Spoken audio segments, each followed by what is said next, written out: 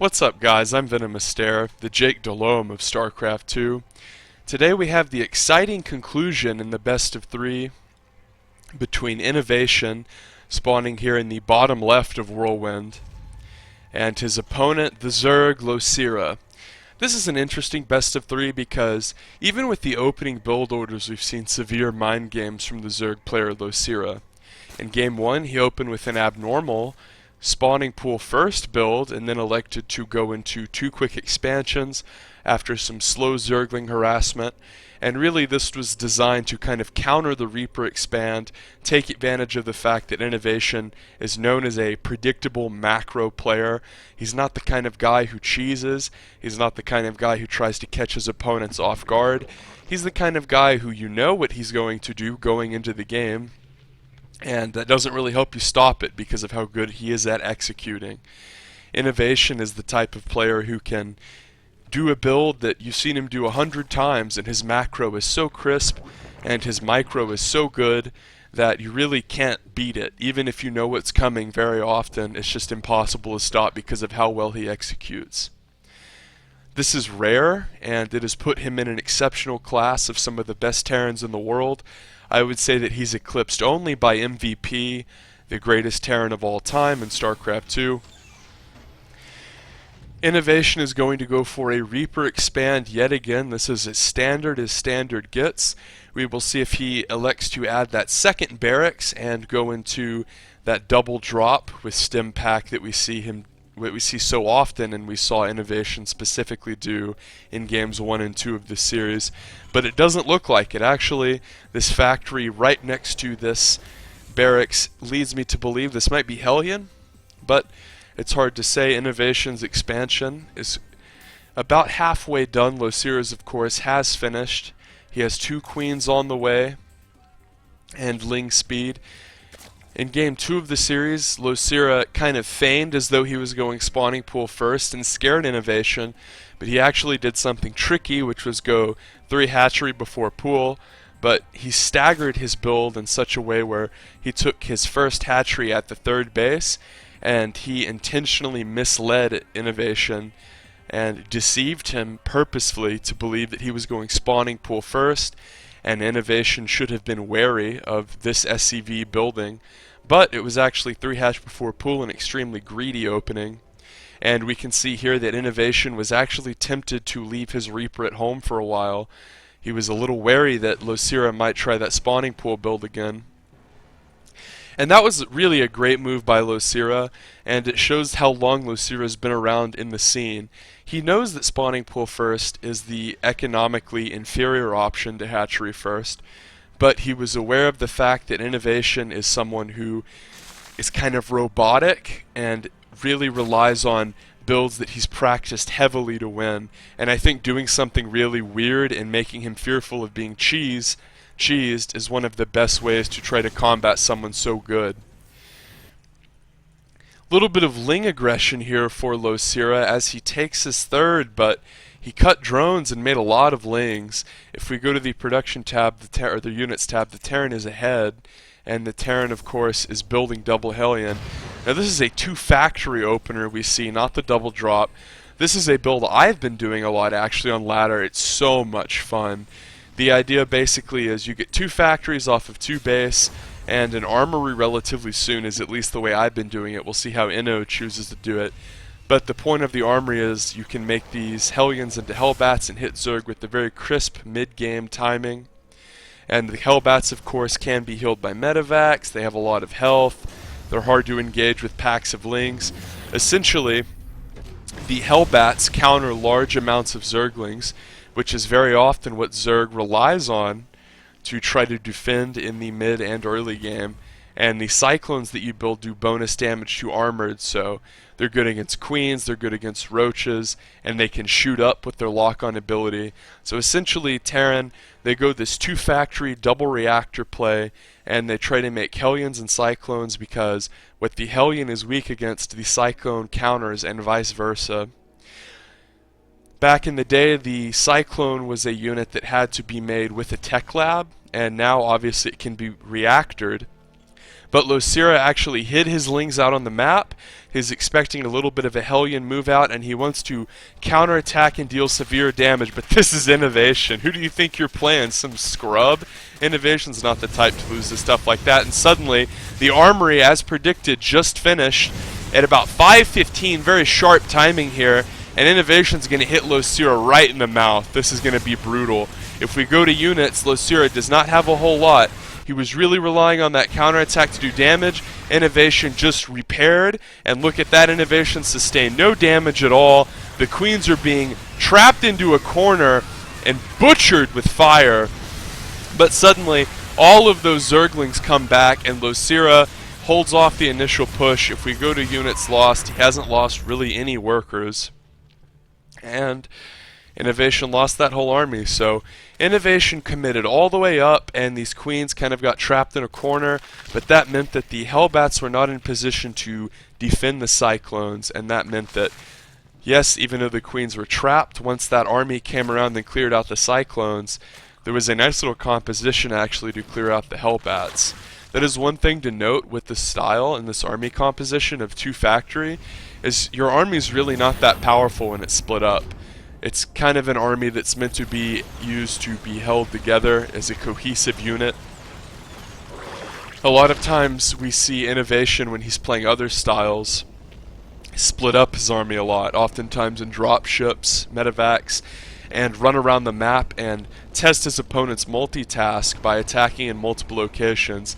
However, with this unit composition, there's going to be a lot more solidarity and unification. Overlord speed is done for Losira, but Cyclones have a very high anti-air range, and we can see that he's going to scout around a bit as Innovation, and this is okay. Looking around with these Hellions, they're very fast, but what I meant is you're not going to see like a lot of multi-prong attack like Cyclones up here and Hellbats in the middle. You might see some Hellion harass or some Hellion poking around, clearing creep spread. This is normal, but as far as when the army moves around as a cohesive unit and wants to commit to an attack, that will be mostly done together. A Dropper Lord is going to be kind of chased off, but not fully destroyed, and it's going to run into the main of Innovation, who's committing fully to mech, and we see another little Baneling drop. This is what won Losira the game last time, and this one's actually a fake. There's nothing in there, and Cyclone Fire is going to rain down up onto this Drop Overlord, and this Drop Overlord really doesn't do anything. And the fact that Inno snuffed this out and the bottom Overlord didn't even have any units in it meant that Losira didn't do any damage in the main, and of course Innovation deflected the harassment at the natural, and now he has an insane amount of workers, 65, and he's building turrets. So last game, right when Innovation kind of wanted to stop producing workers and use his absurd macro to crush his opponent off of 3 base economy, we saw Losira do lots of damage with Baneling drops, and that was the thing that kept him in the game. And in this game we saw that his Baneling drops did absolutely nothing. And whenever you do 2 different drops like that, you're oftentimes relying on it to do damage because you're delaying your Mutalisks. And here we see another failed drop. Really just get a couple Lings out. They might kill the tower, and a Thor is going to have to come over and deal with this. But some Hellions are going to come out, and this is full-blown mech. This is no longer a Hellion Cyclone opener, so these Hellions are no longer just to be used as a cohesive front line to the main army of Innovation. Now that Innovation has added additional factories, started double upgrades, and is going into more of a beefy Thor tank composition, these Hellions, I would venture to guess, are going to be used more for harassment. The statements I made earlier about them having to be used as Hellbats to protect the Cyclones is something that relates strictly to reactor-based Hellion, Hellbat, Cyclone play. This is a different deal. This is more mid-late game, full-blown mech. Notice Inno has made 3 additional factories with Tech Lab to complement the 2 he already has with Reactor. A little bit of a run-by attempted here by Losira. Once again, Innovation's not the type to take a lot of damage from run-bys.